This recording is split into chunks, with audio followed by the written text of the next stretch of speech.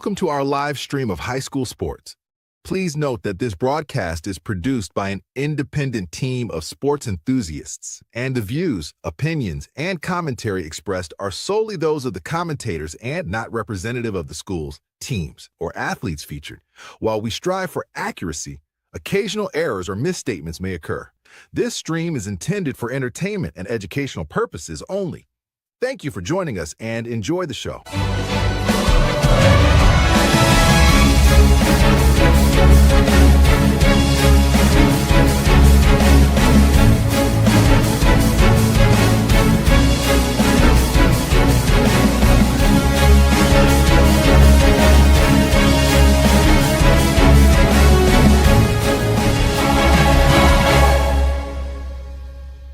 Yeah, come on, let's go. Hey, you ain't never seen nothing like this. Ain't no telling how it might get. It's the hypest right here. High school sports at its finest. So many highlights, you have to rewind it. Hey, Stream City, let me just remind you.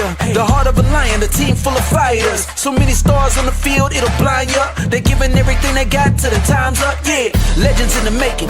History is made. We just getting started. You ain't seen a thing. YSN, gotta know the name. They gon' bring the flames, they gon' do their thing. Take it to another level, don't hold back. High school, got a passion and we show that. Got the drive and you know they got the heart. Number one spot for your high school sports. Let's go for the win. Hey. And welcome into the Joe Dickey Electric Scoreboard. Mike Ackelson along with Anthony Hartwig. And week 8 did not disappoint. Wow, we had a couple of just fantastic games.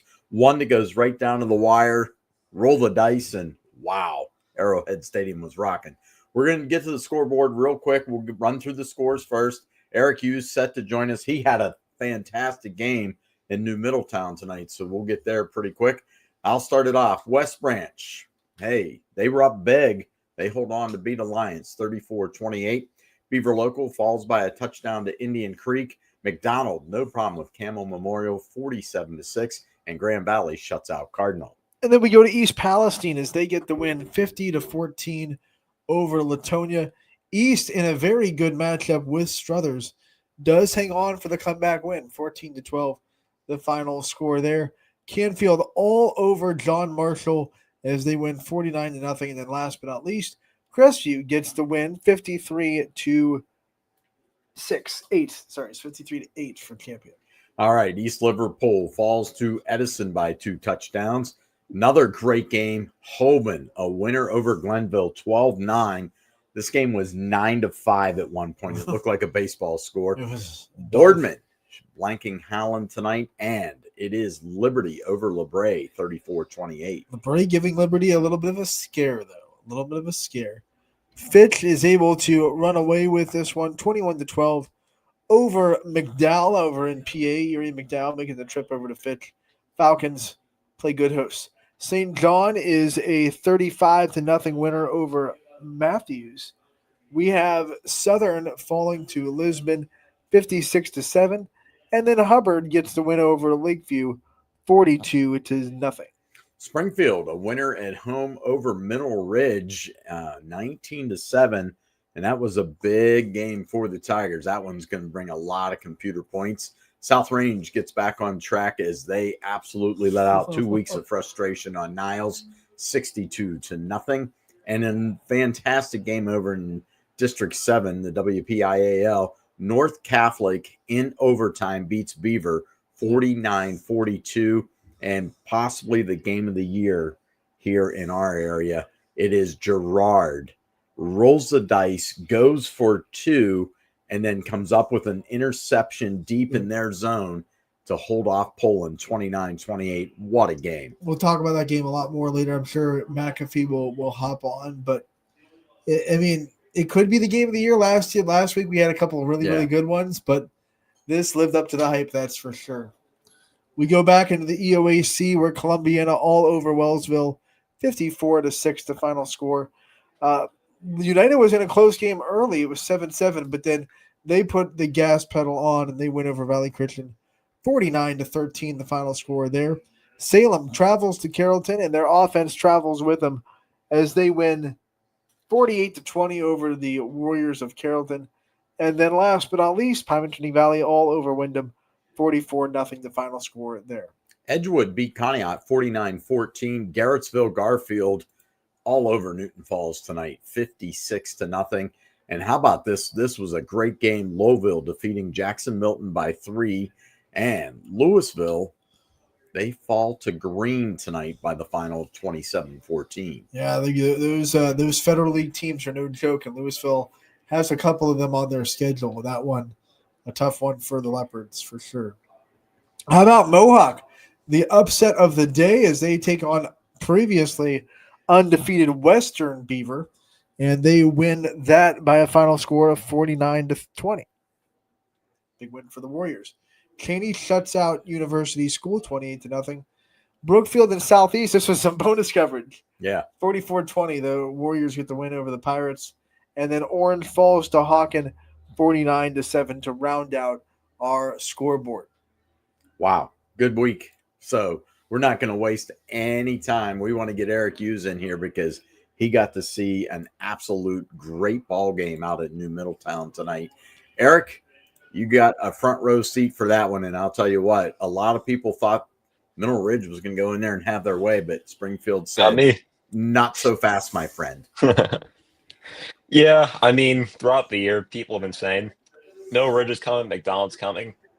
MVAC's guard's up for grabs, but I even said early in the broadcast, this conference still belongs to Springfield until someone proves them otherwise. And Springfield, they got a big win tonight. Yeah, they certainly did. And did you watch this game feeling like Springfield felt like they were kind of disrespected by all that talk about the Week 10 matchup between McDonald and Mineral Ridge? Oh, for sure. I mean, Mineral Ridge, they came in averaging 35 points a game on offense, I believe. Springfield held them to 7 points tonight. They didn't give up a touchdown until the third quarter, I believe. Offense, the offense a little bit hit or miss tonight, but again, going up against a really good Mineral Ridge team, but they made the plays they needed to in the end to win. I'll tell you what, it's a big, big win for them. And what looms next week is they can really throw this conference into chaos when they take on undefeated McDonald. Yep, that's going to be a big game. I remember last year was kind of the same thing. McDonald, people thought maybe they had a chance against Springfield. And I think Springfield beat them pretty easily in that one, if I'm not mistaken. But again, different year. McDonald, they brought a lot of guys back from last year. So I think it should be a very entertaining game. I can't wait to see how that one plays out. Yeah, now Mineral Ridge is going to be the biggest Springfield fans ever because if they want any chance to come away with a little bit of a piece of that MVAC, they need Springfield to do their job and knock off McDonald next week before they see him in Week 10. Eric, when you talk about that Mineral Ridge offense and what they've been so good at running the ball, what were some of the things that Springfield did so well to stop it and neutralize that Rams running game? Springfield, they dominated the trenches this one. That's where it always starts on both ends of the ball. Dominate the trenches, you'll have pretty good results, and that's what they did tonight. It wasn't easy for the Tigers at points in the game. First two possessions, they were backed up in their own territory. They got a turnover on downs, and then they had an interception on the next drive. And then right before halftime, they get a big sack as time runs out. They gave up that one touchdown third quarter, like I mentioned, but after that, the defense locked in, didn't allow any more points. Who impressed you with Springfield? Ooh, there's a couple guys, honestly, but I'm going to have to go with, trying to think of that, Matt Weimer. That's who it was. On the touchdown drive in the first quarter, he had 4 catches, and he took the last one in for a touchdown, and he had a couple of other big catches throughout the night. And then the defensive lineman, I forget his name. He had 2 sacks in the game, though, and that definitely made a difference. I feel bad right now. But Sorry, I will say this. I will say this, though. Chase Moore from Mill Ridge, he had a great game, though. He had 2 sacks himself, and he also blocked the PAT. I'll throw that out there as well. Eric, you do a phenomenal job every week. Thanks for a great call. Thanks for coming on the Scoreboard show with us, and we will see you again next week in Week 9, buddy. For sure. All right, we go from Eric Hughes to Dakota Kotzel. DK, he was in that Liberty versus LeBray game in a game where the Vikings put up a heck of a fight against the Leopards, but Liberty able to pull it out. DK, how we doing tonight, buddy? I'm good, guys. How you guys doing? Oh, we're doing We're good. good. What'd you think of that game? Because early on, it looked like Liberty was going to run away, and then all of a sudden, LeBray just kind of got back in the game, but then Liberty took over in the second half again. Well, first of all, I finally got a decent game to call, not a blowout. Like the thing with me, Liberty in the first half, their three scoring plays, they scored quick, which gave LeBray time to use the clock and run and to get back into it because it was 14-14, and then they had a quick 15-yard run by Moody, who went over 3,000 yards for his career tonight, right before halftime. And then you Liberty tried to pull away, but they kept like having penalties. And then LeBray just kept using their running game to get back into the game, and then they passed towards the end to get it just within 6. And then they just ran out of timeouts and the onside kick. It was a fun one to call, though. All right, so even though Liberty got the win tonight, DK, what do you think in the scope of what this looks like moving forward for both programs? Is this a bigger confidence boost for LeBray or Liberty in this kind of win? I would say LeBray, because obviously Liberty last week had that tough loss with the last second, but LeBray got down one time down 14, came back to tie. They got down 20 again, and they came so close to come back. And I think it's a confidence boost for LeBray because even though they lost, they're still in the playoff hunt for sure. And then you played a tough team like Liberty with Moody and Tutwiler, those two running backs, and kept yourself in the game. Liberty scored quick. Every time they scored, it was like 2 or 3 play drives down the field quick. And That's they had how Liberty does it. And then they also Liberty also had a 75-yard punt return that got them on the board. Added their score, I should say. They can strike quick, that's for sure. It was a big win for Liberty because it keeps their playoff hopes alive because they're sitting right in that bubble area. And I think the big thing, like you noted, was their quick strike ability on offense. I like the way their defense played in the second half. They seemed to tighten some things up after they kind of loosened up there in the first half towards the end. In the first half, the run LeBray got they could run the ball over Armstrong and Dylan Bate and who was the other guy? Zach Freeman had a little bit, but in the second half they had a run as well. But obviously LeBray had to go to the air to get back in it. But the thing that that won the game for Liberty, LeBray couldn't stop the option play tonight. And then up at Liberty, Coach Armstrong, goodness, Coach Elliott, he sits up in the booth, but he was like right next to me the whole game, so you could hear what he was saying. I mean, that's just the setup I had, and he was like, "Can we stop the option?" That was kind of like Liberty used that to their advantage tonight. And obviously, you have the Moody took all the snaps tonight. He kind of played quarterback, and then Tutwiler, so they used that to their advantage, and then only winning by 6. Because at first, like you said, it was going to be like a blowout, and it was a 6-point game. Coach Elliott asked a question, and Liberty said, no, you cannot, and we are going to keep doing it. Give us a couple of players that stood out for you tonight. Who are some players of the game? Well, Dwan Moody of Liberty, out of their 100%. 5 touchdowns, he had 4 of them, 3 offensively. No, 5 touchdowns. He had 4 of the 5, 3 offensively, 1. I'm looking at my notes. And then 1 on the special teams on the return. And then Ethan Armstrong for LeBray. He scored 3 of the 4 touchdowns for LeBray. And then I'll give Dylan Bate a shout out for LeBray. He got a touchdown on his birthday. We love Easton Armstrong. He's a dog, and I'm not shocked at all that he had a good game. DK, thank you so much for a great call and coming in and talking to us on the Scoreboard Show. We appreciate it, and we'll see you again next week. All right, buddy? All right. Take it easy, guys. Thanks. All right. Have a good night. All right. Now, I know we see you, Logan, in the background, but Chris Ziegler and Greg McAfee, I think they're calling in from the parking lot. Yeah. So we want to be stewards of their time and make sure that we get them live from Arrowhead. So we will get them, and then we'll come back to you, Logan. I see the thumbs up. Thanks, buddy. All right, here we go. All right. The game of the night, boys. What's up, guys? How we doing? Can you hear us good? Yeah, can you hear us? Oh, yeah, 100%. We're good. All right. What a game. What a game you guys had. Oh, I mean, I think Chris said it best. We don't have any other words than wow. I mean, just a back and forth battle, everything we really expected. And obviously, Gerard goes for 2 after scoring late. And, I talked to Pat Pearson after the game, and I was like, did you guys decide, when did you decide you're going to go for 2?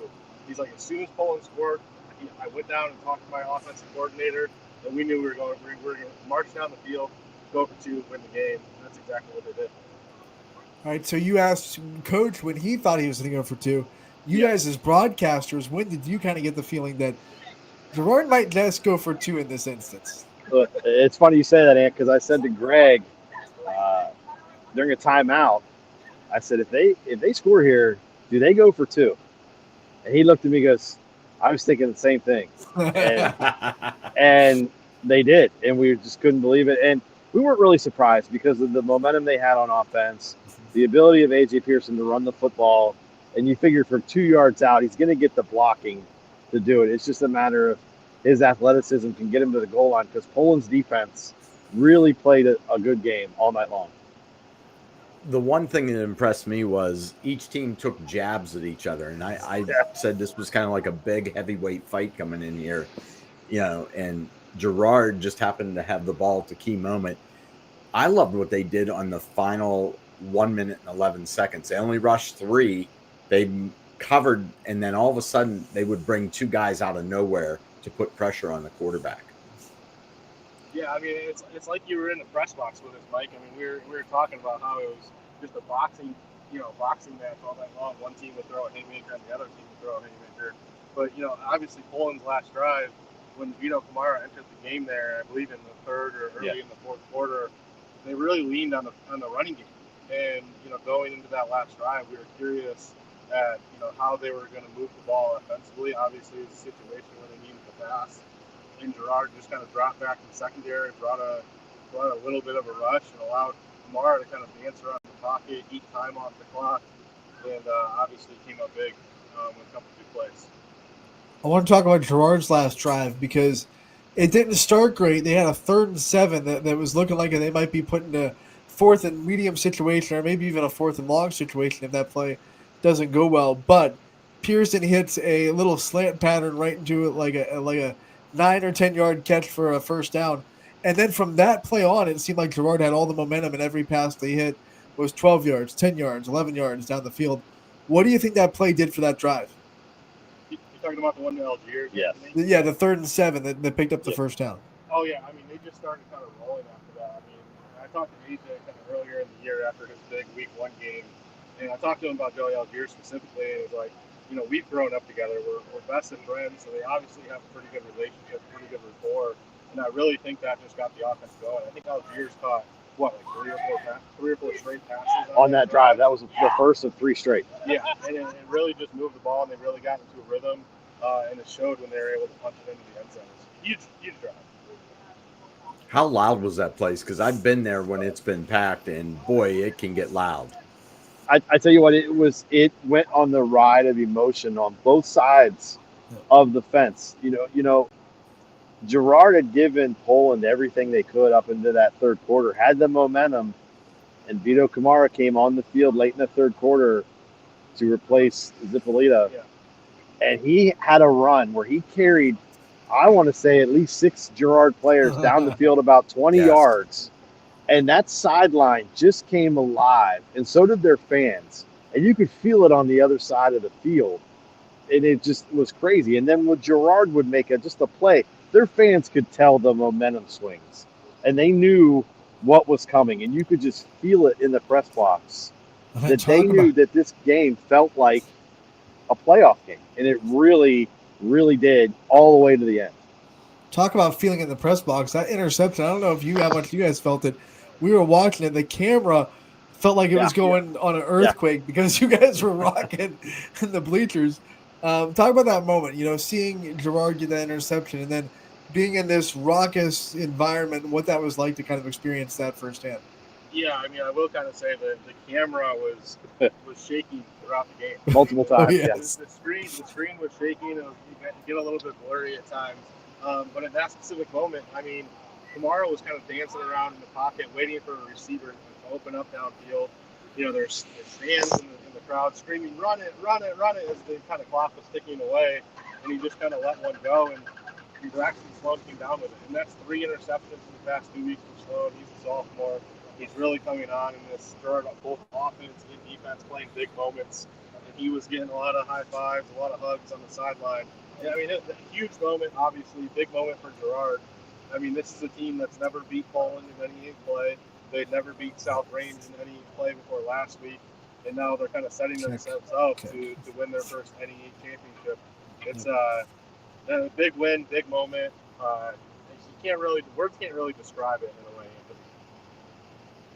Not only that, big win, everything, but from a playoff implication standpoint, wow, the points Girard is going to get from this. We talked about it in the booth. This was a huge game for playoff implications. We said it from the get-go. You have Mooney sitting there that won last night. You have these two teams sitting there. And you have Garfield right behind him that's got a huge game next week with Crestview. So there's so many points to be had. Girard's got to go play Hubbard next week. There's plenty of points there. Somebody's going to get points next week in that matchup. And that's a good matchup next week. Girard's got to be careful not to stub their toe to just not have the letdown game. We always worry about the letdown game.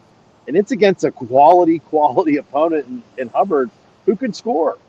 And so that's something Girard's going to have to be focused on. They got to finish the season 2 straight on the road. Poland's going to go home and play 2 more with Lakeview next week. Again, a team that can compete a little bit, and Poland's got to stay focused. And that defense has got to come to play next week, just like they did tonight, really, on the Poland side. That's one thing I want to touch on real quick. Is that defense for Poland tonight really played their butts off. Right? They kept the game close. They only give up 13 a game, and they proved why tonight. The first half stand right at the goal line, right before the half. Probably one of the hardest hits I've seen on defense all year long. Both of us couldn't believe the hit that was put on Pearson right at the goal line. And really, that was just the caveat for this Poland defense. Got a big turnover that we couldn't believe in the second half to spring their offense forward. So hats off to that team. And yeah, next week could very well decide the 1 seed in Region 17. Oh. Mooney has a big game with South Range. They'll get points from. They had a lot of points last night for going up and beating Warren Harding, a very up division team. So next week, it really could be 1 seed on the line between those two teams right there in Girard and Mooney. So we're excited for it. I know you guys are too. We have to get to our next announcer. We want to let you guys get out of that parking lot. Yeah. We hear the buses coming. We don't want you to get boxed in. Yeah. So awesome call, guys. We got Thanks, to hear guys. a We lot of you appreciate it. tonight. Awesome call in that game. You guys had a great one to call. Can't wait to see where McAfee's putting his hand up to throw it in for the ring next week. Oh, he's got a great one next week. Yeah, I got McDonald's Springfield next week. Of course so you do. There we another go. big one. We're gonna start calling him Big Game McAfee. big game That's Mac. right. That's right. It's That's Big right. Mac. All All right. right, guys. Bye, guys. Thanks. All right, Chris Sigler and Greg McAfee, they were both on the call for that wonderful game at Arrowhead Stadium between Girard and Poland. Girard getting the 1-point win with a 2-point conversion with about 1 minute and 11 seconds left on the clock. So we go from that to our buddy Logan LT. He had the call in Struthers as East came to town, pulled off a comeback victory, 14-12. Logan, what are we doing? How are we doing, buddy? Another week, another close game. I mean, wow. It was a great game from the start. East scored on their first drive, and I kind of thought that was going to set the tone for the game. And credit to the East Golden Bears entire team tonight, offense, defense, and special teams. They started the game out with a 12-yard touchdown run by Antoine Williams, and then Jaden Irving, the quarterback, got the 2-point conversion, and then East went for the squib kick, and they recovered it, but Struthers then forced a turnover on downs, and then from that point, it was just back and forth defensively the entire game until I'd say it was about 14 seconds left in the half. East went to punt the ball, and the snap was a little too high, and the punter got it, and he ran backwards, and before he could throw it or punt it or anything, he slid down at the 1-yard line. So Struthers was able to punch it in with 0.7 seconds left in the game. And from that point on, it was just back and forth the whole game. And it was an emotional game. It was a physical game. There were a lot of penalties. Emotions were flying. There was bickering, arguing, and there were some tough calls that the officials had to make. There was one time they had to bring the chain gang out there for the last turnover on downs. Struthers forced the turnover on downs against East. And when I tell you, me and Tommy Otto were up in the booth and we were talking about it, from where we were at, we could tell Girard forced it. But when you saw the chains come out there, from the ball to the chain, I'd say it was about 6 inches. It was insane. it was a great game. Credit to both of these teams, and I know Struthers' record is 1-7, and it doesn't show it completely, but they are a very talented football team. And like I said tonight, they're a young football team with a young quarterback and a very young offensive line. So credit to them for the fight they put up tonight, and credit to East. I mean, East is 5-3 right now, so they're looking to make a push for the playoffs as they're entering the last 2 weeks of their season. Well, the big thing I was telling these guys, I watched that first possession. I'm like, wow, East came out on fire. And then it seemed like the rest of the first half was played between the 30-yard lines. Because every time I'd float, somebody was on, but I was like, this is a great defensive struggle. And the thing I like about Struthers, yes, they're a young team. They're going through some big-time growing pains right now. But I love the fact you look at their record, you still got to play football against them. This team has not quit. And that's what I was saying, because I had it pulled up there. I brought it with me to the game just to me and Tommy Otto could talk about it. I mean, Struthers, like I was telling Tommy, they are in a very tough conference in the NE8. I mean, you figure you're going off of, you start your season, you start out with Notre Dame Cathedral Latin, who's a great team, and then you have Cheney, and then West Branch, who's an amazing team. But then you get into they have a tough 4-week stretch against 4 really good conference opponents in Girard, South Range, Hubbard, and Lakeview. And then you have East tonight, who is a very quality opponent. And then you end your season against Niles McKinley, and their final game is at Poland. So for being a young team, they are going up against some of the best teams in our area, which happen to be in the same conference as them. So when you look at the other side of the ball in East and what they did so well to obviously pull off the win, what were you so impressed with on their side of the ball? I think what I was impressed with was the consistency of the quarterback run that they were able to implement tonight. And I think they did a phenomenal job by that. I think their defense did a phenomenal job. I think the one thing I noticed about their defense was Struthers could not run it up the middle, because if they ran it up to the middle, the East defensive line was absolutely just swallowing it up. It was an insane play by them, and I have it pulled up right here. Where is it? It's right here. Number 55 for East, Mark Butler. He did an absolutely amazing job. So he was in there almost every play making tackles. And like I was telling Tommy, that kid wasn't just making tackles on run plays. He was pursuing the ball on pass plays. So credit to their defense for holding Struthers to only 12 points, and credit to Struthers for only holding East to 14 points. So it's a great game all around. I'm proud of both of these teams, because I feel win or lose tonight, both of these teams learned a lot from tonight and learned a lot from the mistakes that they can make. And it was a lot of weird penalties I saw tonight. So I think everybody learned, the teams learned, the fans learned, and me and Tommy Otto also learned a lot. You and Juice on the call. What was that like? Was that your first game with Tom Otto? That was my first game with Tom. Oh, what was that like, buddy? It was it was fun. It was fine. Tommy we had a good thing going, but Tommy could talk, and it was fun. Yeah. It was fun. I mean, I look up, I was like, 4 minutes left, and Tommy's talking. I was like, we got a minute left in the game. I was like, all right, Tommy, we're gonna go to a commercial break real quick. We're gonna go. Because we talked when there were timeouts and stuff. I'm so used to just cutting to the commercial breaks, and I can't cut to them because by the time Tommy's done talking, they're already coming out of the huddle. So I'm like, all right, we'll try it next time. We'll get them next time. We got to pay some bills, Tom. I was like, I wanted to tell him, but I'm like, I can't say anything. I'm on the mic right now. But it was a great time. I loved it. It was fun working with them, and we both were reminiscing, and he made a good point, because like I said, East is trying to have a great year because this is the last year of East and Cheney football. So those guys are looking to go out with an incredible season, and credit to them for Coach Green being a first-year head coach.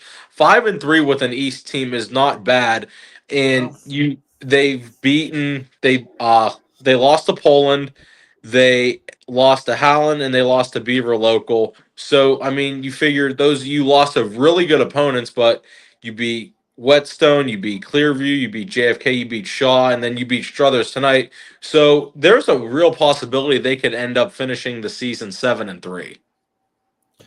That would be phenomenal for East. Cheney having a good year too. They got the win tonight.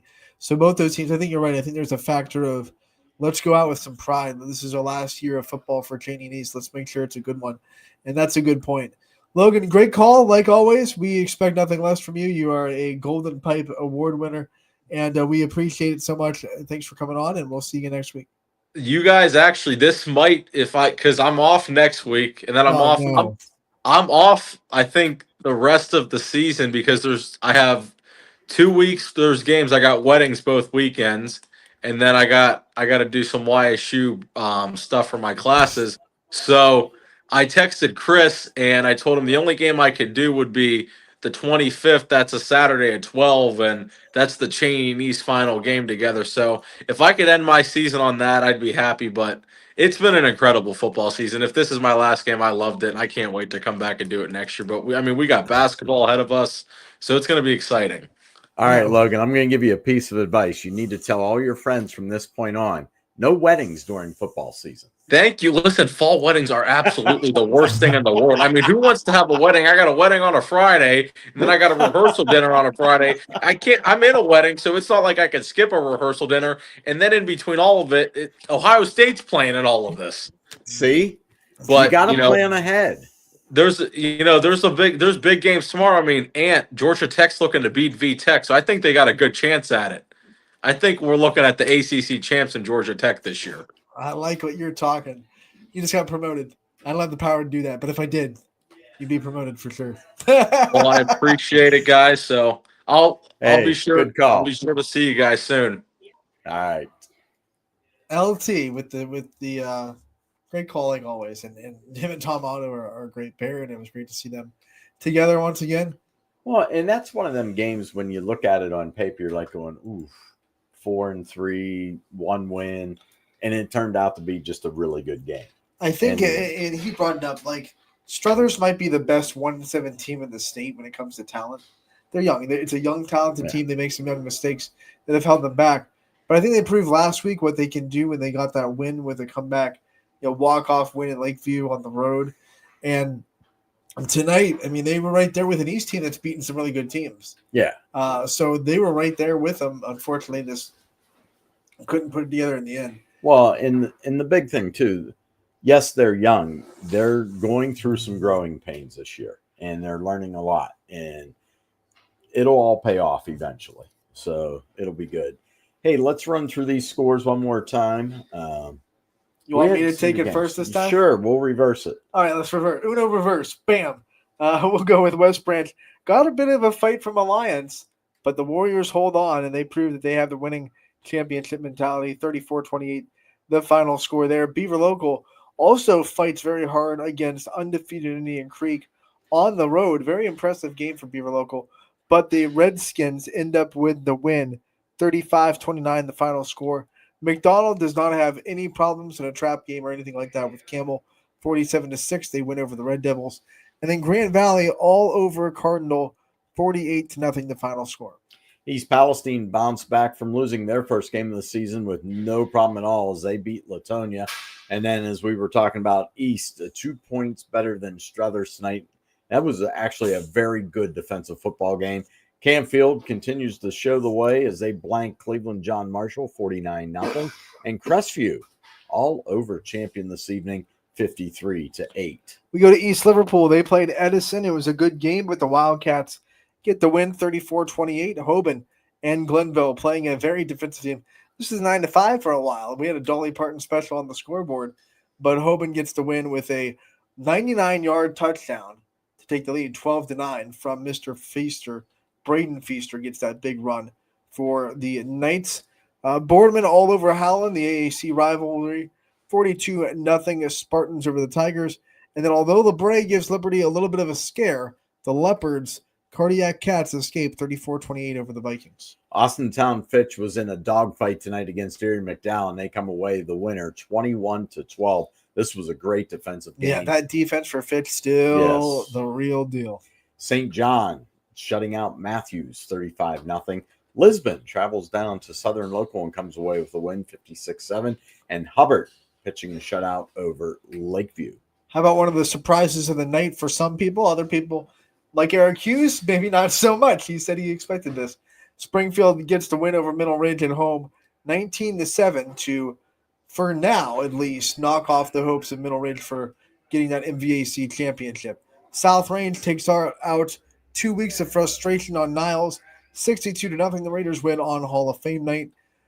Beaver and North Catholic play a thriller in overtime, but Beaver falls 49-42. Just couldn't get that last possession into the end zone. Got to the 3-yard line, and they got stopped. And then Girard wins on a 2-point conversion, 29-28, with about a minute left to take down Poland and take over first place in the NE8.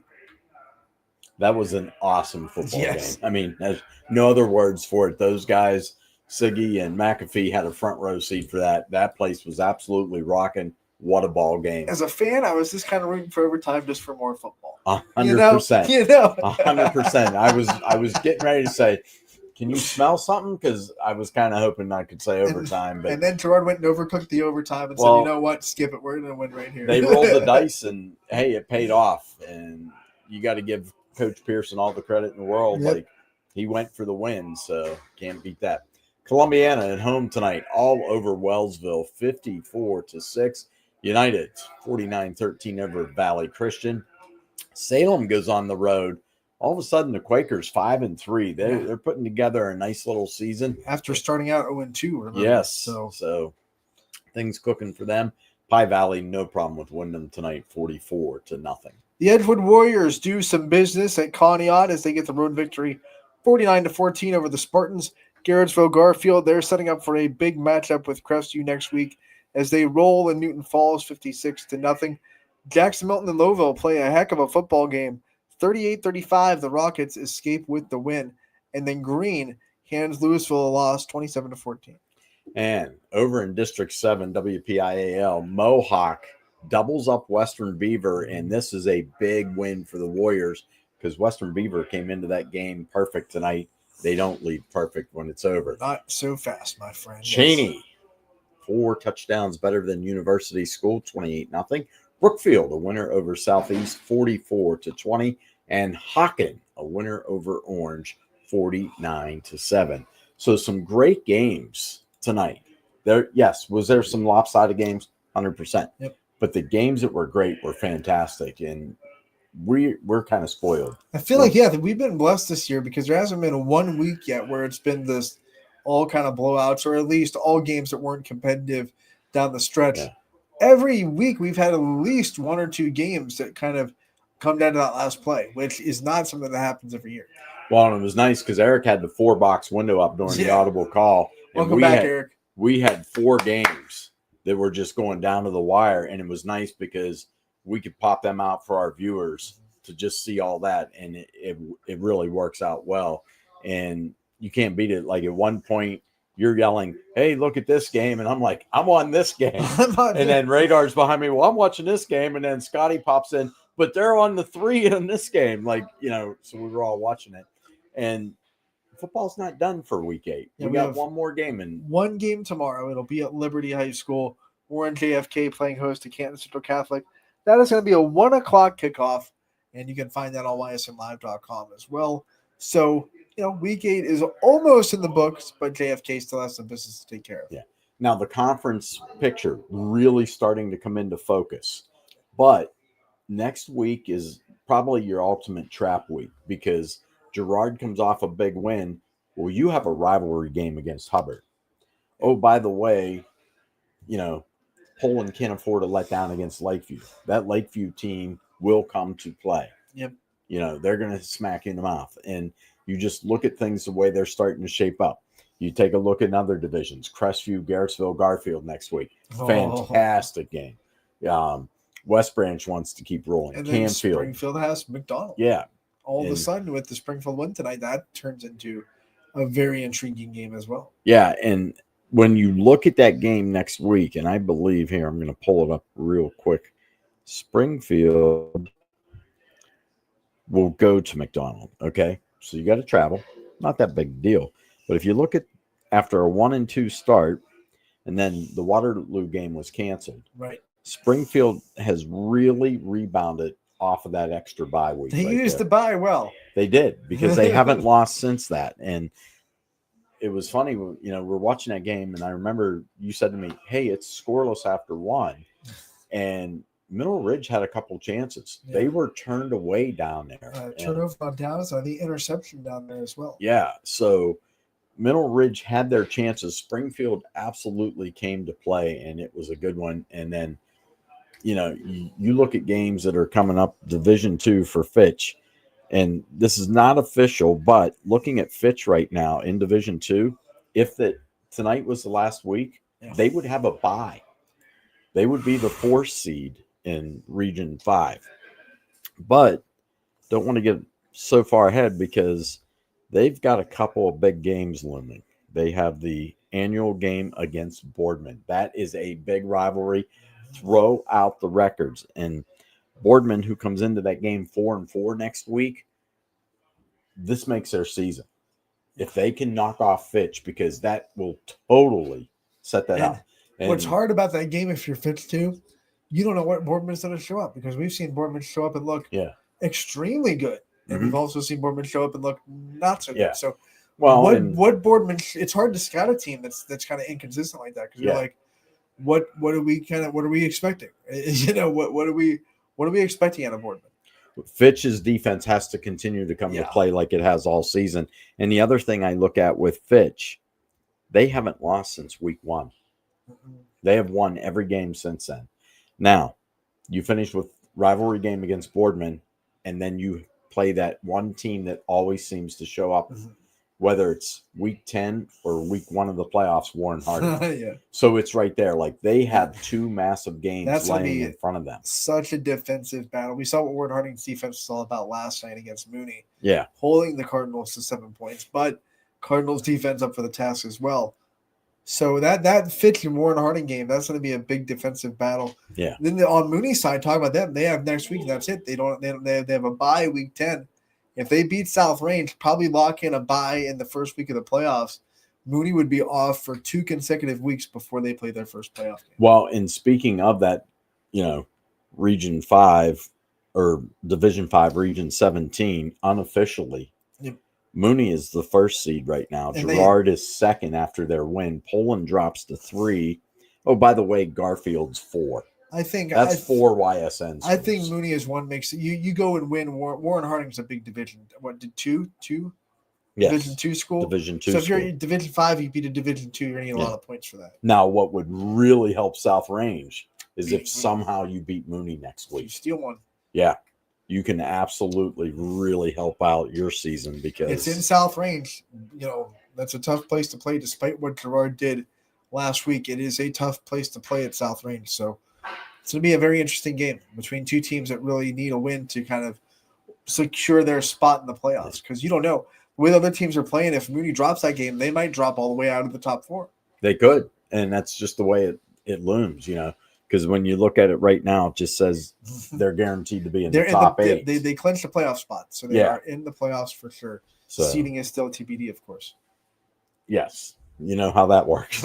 Apparently. So, but hey, we want to thank you for tuning in to the Audible Call tonight. We love the way we do it now. We just set it up. We let our guys make it. Anthony, we like to come in and talk a little bit here and there, but we don't want to interrupt the flow of that. And I think that's the big thing why we go game to game to game to game. And it really lets us show some things off. We thank you for tuning in to the Joe Dickey Electric Scoreboard. We're glad you enjoyed it. Week 8 was fantastic. 2 more weeks, Mike. Yeah. 2 more weeks. Hard to believe we're down to 2 weeks left in the regular season. But, hey, we got a lot of postseason laying ahead of us. So we want to get off the air. But I want to tell you, go over to WFMJ. Yes, please. My good friends, Dana Ballish, Brittany Bissell, they're getting ready to come on with the overtime report. They're going to have lots of highlights, all the scores again for you. So make sure you tune in to WFMJ's overtime report, because they do a fantastic job. And perfect evening here. Ant, you rocked it as always.